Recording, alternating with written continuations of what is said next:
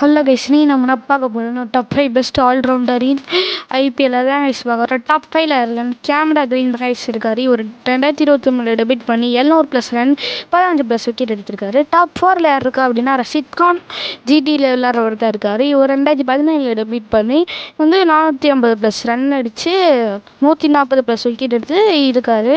அதுக்கடுத்து டாப் 3ல நம்ம அக்ஷர் பட்டேல் தான் இருக்கார். இவர் 2014 டெபியூட் பண்ணி 110+ விக்கெட் எடுத்து 1900+ ரன்ஸ் எடுத்து மிடில் டாப் 3. டாப் 2லனா தளபதி ஜடேஜா தான் இருக்கார். இவர் 2008 டெபியூட் ஆகி 2900+ ரன் அடித்து 160+ விக்கெட் எடுத்திருக்காரு. பொண்ணில் யாருக்கு தெரிஞ்சுக்கணும்னா அந்த சேனலை லைக் சப்ஸ்கிரைப் பண்ணிடுங்க.